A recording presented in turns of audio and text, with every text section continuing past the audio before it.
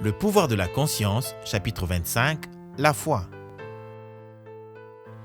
Un miracle est le nom donné par ceux qui n'ont pas la foi aux œuvres de la foi. La foi est la substance des choses espérées, l'évidence des choses non vues. Hébreux 11, 1.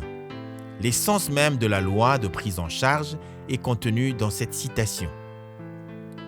S'il n'y avait pas une conscience profonde que ce que vous espérez avoir ou être existait en substance et qu'il ne serait pas possible de l'atteindre, il vous serait impossible d'assumer la conscience d'être ou d'avoir ce que vous désirez. C'est le fait que la création est terminée et que tout existe qui vous donne envie d'espérer. Et l'espoir, à son tour, implique une attente. Et sans attente de succès, il serait impossible d'utiliser consciemment la loi de prise en charge. Une preuve est un signe qu'une création est mise à jour. Ainsi, cette citation signifie que la foi est la conscience de la réalité de ce que vous supposez. Par conséquent, il est évident que le manque de foi signifie l'incrédulité en l'existence de ce que vous désirez. Dans la mesure où ce que vous expérimentez est la reproduction fidèle de votre état de conscience, le manque de conscience signifiera un échec permanent dans toute utilisation consciente de la loi de présomption. Dans tous les âges de l'histoire, la foi a joué un rôle majeur.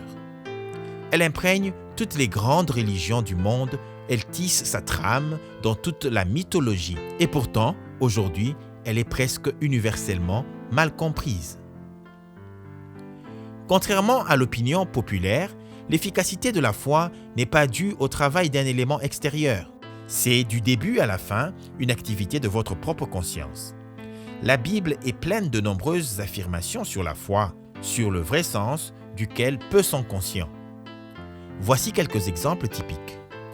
L'Évangile a été prêché à nous comme à eux, mais la parole prêchée ne leur a pas profité, elle n'a pas été mêlée de foi en ceux qui l'ont entendue.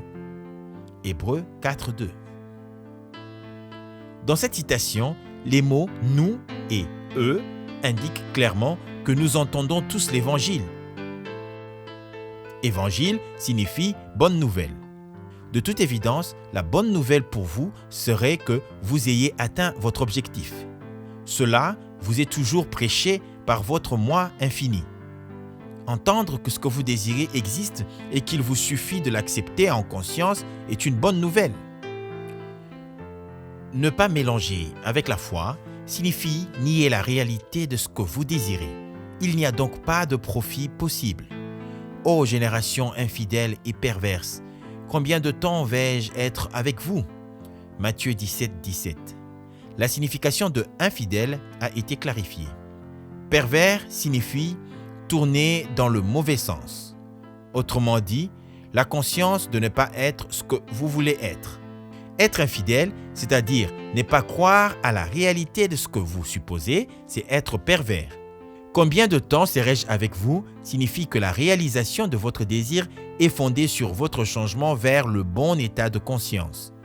Cela revient à dire que ce que vous désirez ne vous appartiendra pas tant que vous serez pervers et infidèle en justice. Comme déjà dit, la justice est la conscience d'être déjà ce que vous voulez être. Par la foi, il abandonna l'Égypte sans craindre la colère du roi, car il persévéra comme s'il voyait celui qui est invisible. Hébreux 11, 27. Égypte signifie ténèbres, croyance en de nombreux dieux, les causes. Le roi symbolise le pouvoir des conditions ou des circonstances extérieures.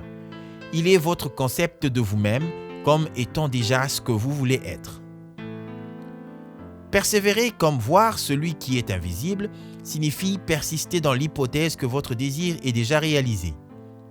Ainsi, cette citation signifie que, en persistant dans l'hypothèse que vous êtes déjà la personne que vous souhaitez être, que vous vous affranchissez de tout doute, de toute crainte et de toute conviction du pouvoir, des conditions ou des circonstances extérieures, et alors votre monde se conforme inévitablement à votre hypothèse. La définition du dictionnaire pour la foi, l'ascension de l'esprit ou la compréhension de la vérité, adhésion sans faille à un principe, sont pertinents qu'ils auraient pu être écrits avec la loi de présomption en tête. La foi ne soulève pas des questions, la foi sait.